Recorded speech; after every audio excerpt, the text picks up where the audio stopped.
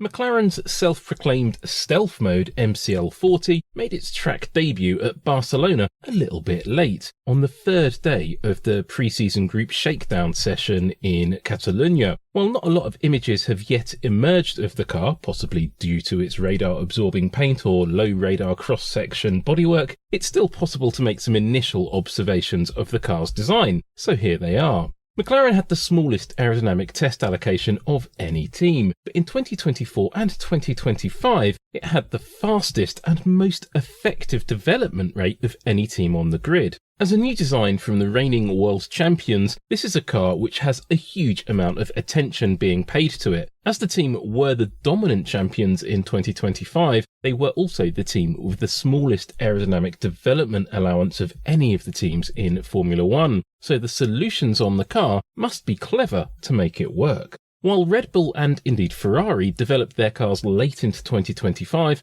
McLaren risked its advantage in 2025 by switching its attention to 2026 quite early on, possibly as a result of that limited aerodynamic testing allowance, and this car is the result. Looking in detail at the Mercedes-powered MCL40, the interest starts right at the tip of the nose and doesn't really drop off as you look back through the car. There is, in other words, an awful lot to see on this car.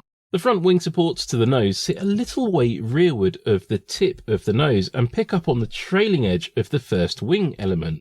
The nose itself seems quite high relative to the upper surface of the front wing. Compare it to the Red Bull design here. The small slot in the tip of the nose is of course for driver cooling, but some teams also put the drinks bottle in this volume, which can help keep the car in the weight distribution window set by the regulations. And with the power unit minimum weight increasing in 2026, then this technique may be more important in 2026 as well.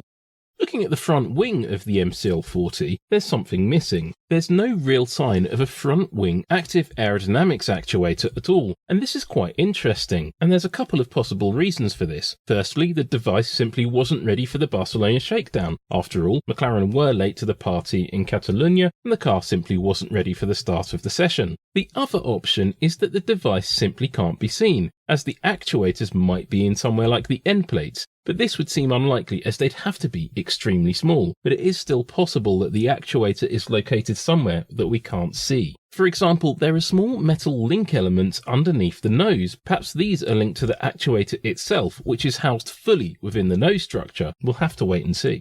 Looking at the wing overall, the rearmost wing elements raise up quite notably at the outer edge, perhaps more than any other car seen so far. However, I do expect to see a lot of different wing shapes early in the 2026 season, as track demands and car demands vary. My first impression of the front wing end plates was that they were pretty basic at first glance, with the show car style upper element and fairly generic footplate, and the only real point of interest was the optical contacts on the footplate itself.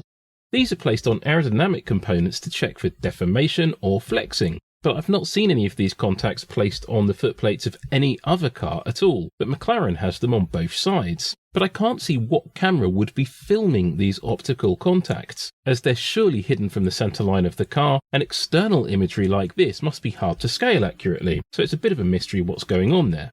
However, when you look at the front wing end plate overall, its design becomes quite interesting quite quickly. Note the wing section of the upper aerodynamic element. In this configuration, it would generate lift like an aircraft wing. Essentially, it's the wrong way up for a race car wing. So clearly there's some clever aerodynamics going on here, but without a decent model and a CFD package or a wind tunnel, it's hard to comment more.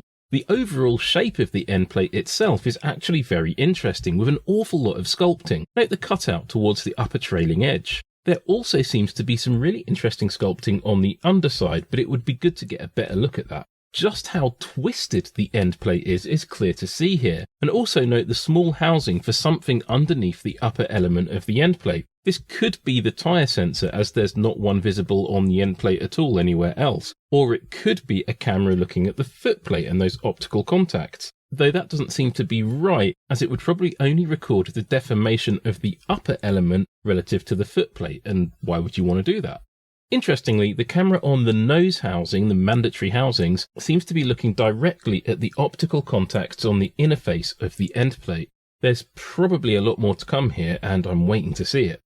The car features pushrod actuated torsion bar suspension, a departure for McLaren which has used a pull rod layout since 2022 at the front end of the car. Note the rear leg of the upper wishbone as well and how low it mounts down to the chassis. The McLaren features conventional brake cooling ducts. I utterly love how detailed that these are. Not especially just on this car, but in general, it's just real aerodynamic artistry. The airbox on the car is pretty conventional, with McLaren opting for an overall oval shape for the inlet duct and a notable amount of centerline cooling. The structural part of the rollover structure is visible and is a very tight inverted V shape. The duct in the middle of it feeds the Mercedes V6, while the outer segments are used for cooling other components under the rear bodywork. Compared to the Mercedes airbox, the whole layout is extraordinarily similar. The roll hoop has twin exposed forward supports, which seems to be a universal approach in 2026, but the shape of the supports varies massively from team to team. Here's McLaren's solution. The general side pod shape is fairly conventional on the McLaren at this point, and while the car has a medium level of centerline cooling, the inlet ducts on the side pod are still of a significant size, and the side pod shape itself is just pretty conventional. Looking at the floor of the McLaren is extremely interesting. The leading edge of the floor underneath the nose has a single fairly thin stay, which you can just about see here. Now, while some teams have very large stays, like Ferrari as you can see here, others like Red Bull and now McLaren have extremely thin ones. The level of rake on the car is clear to see in this image. This generation of car though might not raise the rear ride heights to the levels seen in the previous generation of non-ground effect cars. There is still a notable higher rear ride height compared to the front. The aerodynamic element on the leading edge of the floor has a very large upper plate and two smaller lower horizontal elements. The base of this assembly also looks to be extremely intricate and interesting, and I can't wait to see it in more detail. The floor edge ahead of the rear wheels features the cutouts seen on many cars, and it's seemingly fairly standard on this generation of car as well as it was on the generation of cars up until 2021. The car also features the hole in the floor on the inner edge of the rear wheel. There looks to be some beautiful sculpting here, and it does look to be a massive area of development for every team now. Here's a nice look at the cooling inlet for the rear brakes. The sizing of the rear brake discs has been a major matter of conjecture for some time, with rumours of some teams running much smaller rear discs than others, but it's not yet possible to judge where the McLaren sits on this scale.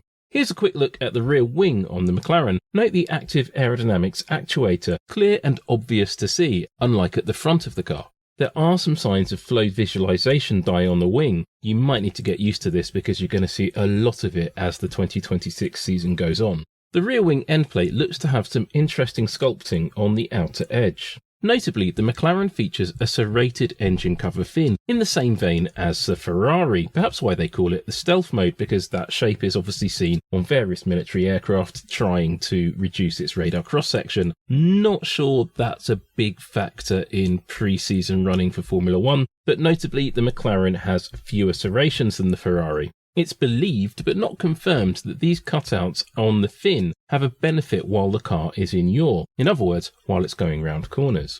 I think that's it for now as a very first look at a deeply interesting new car. I'm planning to make a first impressions video like this for every new 2026 Formula 1 car. So if you've enjoyed this, then don't forget to hit like and subscribe, as there is still a lot more to come. But remember, this is just my initial observations of the new car, and there'll probably be much more in-depth technical analysis to come on F1 TV. For now though, thanks for watching, and I'll see you soon, somewhere in the pit lane.